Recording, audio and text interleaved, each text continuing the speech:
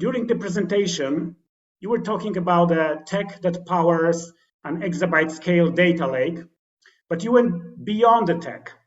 When you were giving advice to others, you said that one of the most important things to do is to scale the culture. And you said there are three things that help to scale the culture. And the first is leveraging the virality of valuable data.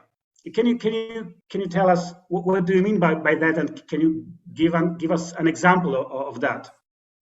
Yeah, so you know what, valuable data sets that are securely shareable across an organization have done two things. First of all, as we're getting our internal audience of developers onto our new big data platform, it really drew them in, because the only way to consume a 10 petabyte data set is to be in the system, right? So that naturally just brought people in. The other thing that helped is the ethos for those kind of data sets, to share them. We always ask teams to share their data, again, in a very secure way, because teams that onboard to the system, our big data system, and that have access to that data, they find really interesting ways of joining the data and finding new scenarios they want to address across their business divisions. And that's the effect of having these viral data sets. And you get a culture that we want them to experiment and try new things. It's really easy to do analytics on questions you already know, you already have in your head. We want them to be exploratory. We want them to be experimenters. We want them to play to the data. We've even gone so far as to recommend to teams inside Microsoft, for those developers, either they're data engineers or data analysts, you should budget for data exploration without a specific goal in mind. Just help them explore and play, and include that in your yearly budgeting discussions, because the potential impact is so great to the organization. And that's the kind of culture we want to push in Microsoft. Okay, so the second thing that helps to scale the culture was data mashups. You said that it's good to encourage data mashups. What do you mean by data mashups? Data mashups are, you can consider this in small ways and large ways, but it's all about taking perhaps data you wouldn't normally think about or have access to, putting together and finding interesting scenarios. The classic example that I talk about internally in Microsoft is, we have a system that deals with email, Outlook.com, and that's part of Office.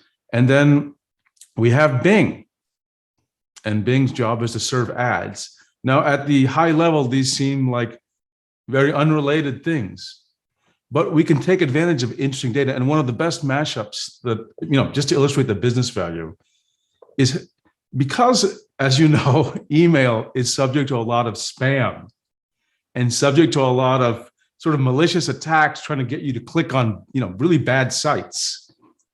That data is collected around untrustworthy sites, right? And untrustworthy sources of this kind of communication that are potentially harmful to people. And so Bing can make use of that. Other properties can make use of that data by, in Bing's case, if we try to make an association between these really damaging places, we will try to make sure that those are not shown in search results. So that's a really simple example of a mashup from totally two different places, right? Okay, and the third thing was tooling support culture. And can you explain how tools can support culture? And what kind of tools? Yes. Oh, so there's so many great examples. Let me start with one about, I want to be honest. It's very expensive to run an exabyte scale data lake, right? And we are always looking for opportunities to be more efficient. Obviously, the developers that build the exabyte scale data lake platform are doing all sorts of, optimizations in the SQL queries, et cetera. But also we need developers who are writing these queries to write more efficient code. As you know, optimizing code for data, especially data that's distributed, is super hard. It's incredibly difficult. So here's what we do that helps create this culture that where we can, help people find the right efficiencies. Our tooling automatically comes with built-in performance analysis, so that when a developer doesn't even have to ask for it, but every time they essentially run a query, the system analyzes that query and says all sorts of very interesting things. It shows them, here are your opportunities to save money. Like if you ask for, let's say, 15 nodes to do something, you could have saved money by asking for one, right? Like that would have been a better choice for you. On top of it, tooling builds in modeling tools, so you can play without submitting this query over and over. And when I say query, I'm talking about something that's going over a petabyte, right? Not a little quick query. The tooling helps you hypothetically explore, what if I had asked for more resources or less? How would that affect the performance? So you don't need to spend more money. And there's all sorts of tools like this. I talked about performance tools. There's also tools to help them secure their code, right? So they're not, creating like PII type situations. All this tooling is baked in. If we just relied on them doing the right thing, it would, we'd have a certain level of success. But by baking the tooling in to promote this kind of focus on efficiency and security and privacy, the entire organization automatically starts falling into line and doing the right thing. And makes it, you have to make it easy to do the right thing.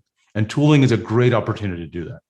So one bonus question. Are these tools custom made by you, or are they readily available? Well, these tools are custom made by Microsoft, right? And part of that is they're very attuned, they have to be, to the system we built internally. Now, having said that, because I'm talking about an internal exabyte scale system, all this tooling, or a good amount of it, was made available in an Azure service called Azure Data Lake Analytics. Now, that service didn't quite see the adoption we hoped. But if you want to see some of the things I talked about, even today, you can try seeing what we have in Azure Data Lake Analytics.